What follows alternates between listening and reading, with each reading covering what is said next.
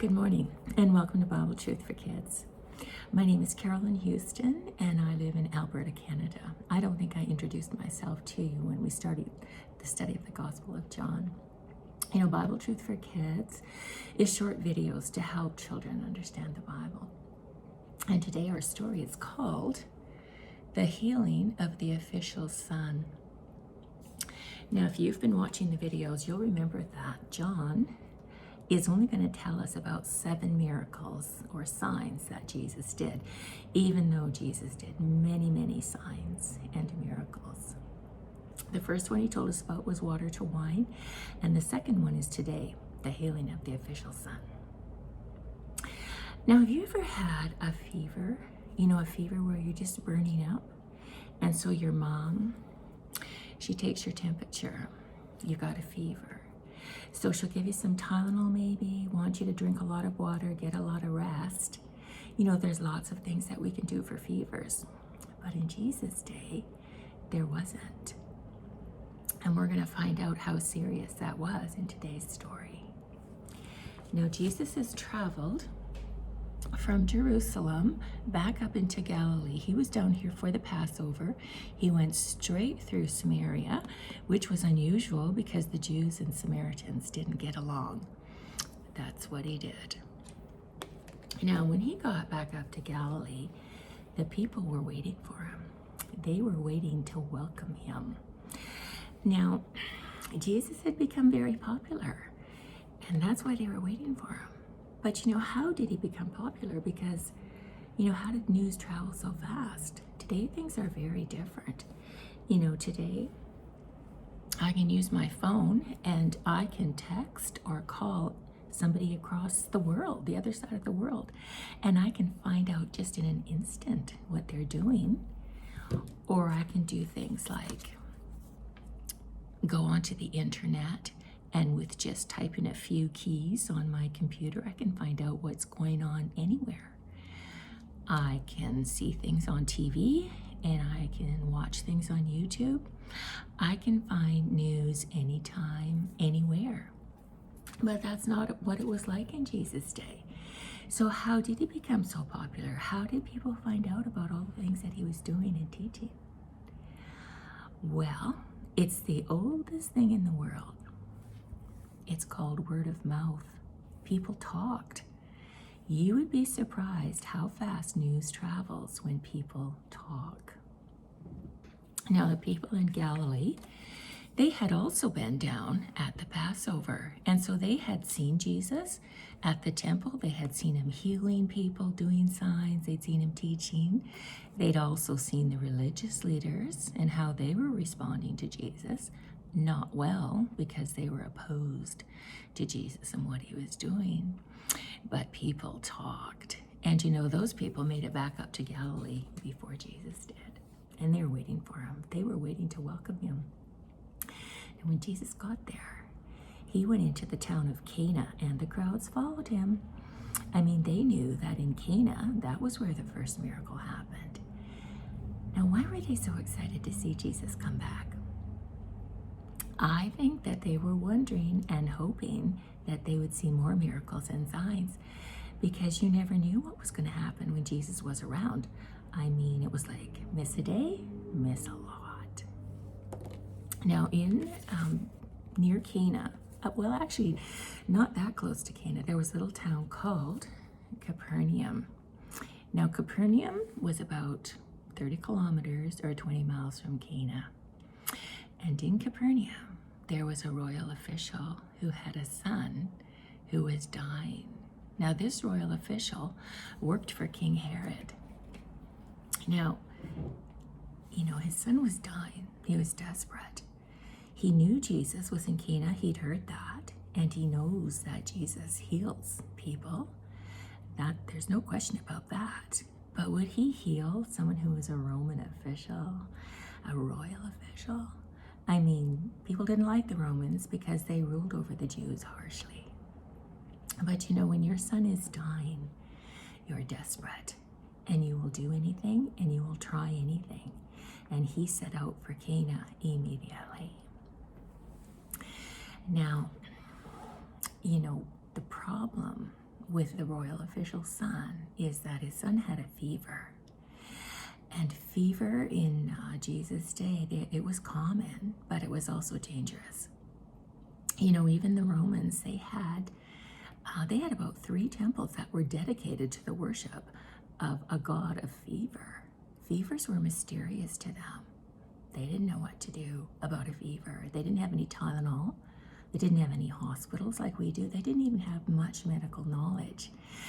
And so when somebody got a fever, often it meant they were going to die because they didn't realize that a fever means that there's something else wrong with your body. They didn't know that. You know, even things like breaking your leg.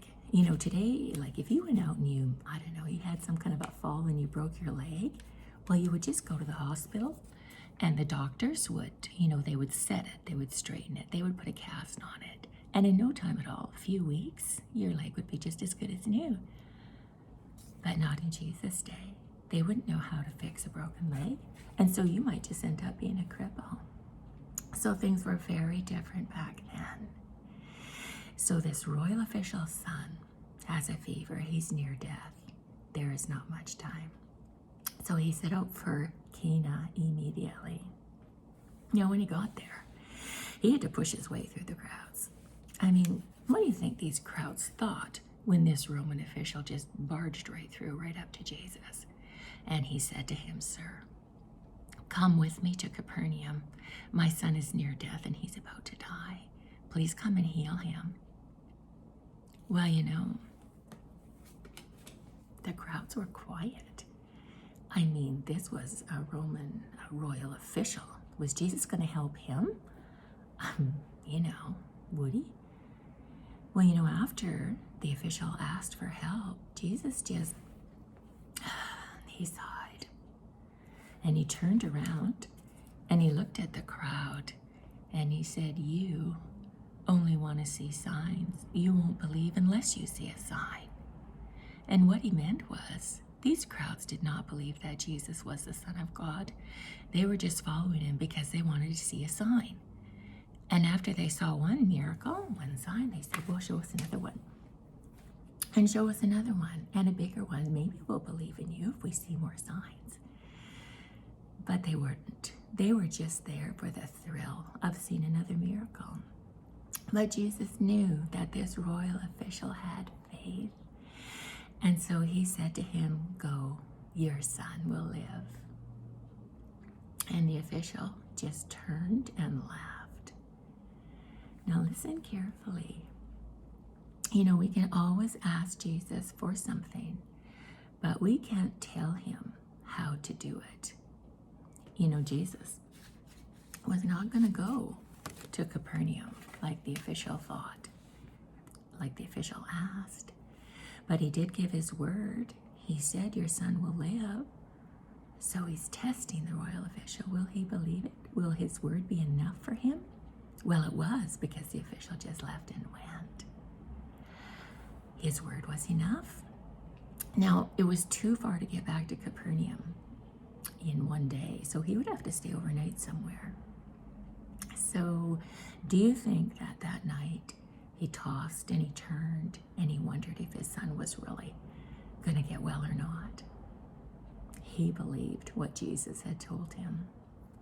And the next day, as he traveled back to Capernaum, his servants met him on the road. They wouldn't even wait for him to get home. They said, "We have news. Your son is getting better. He's recovering."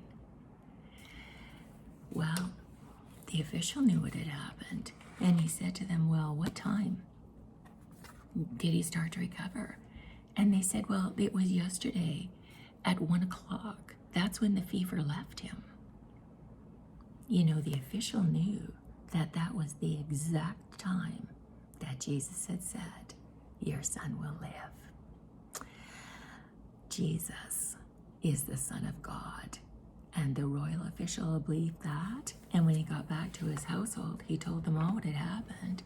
And the Bible tells us that his whole household believed in Jesus. They believed he was the Son of God. Now, we are only in chapter 4 of the Gospel of John.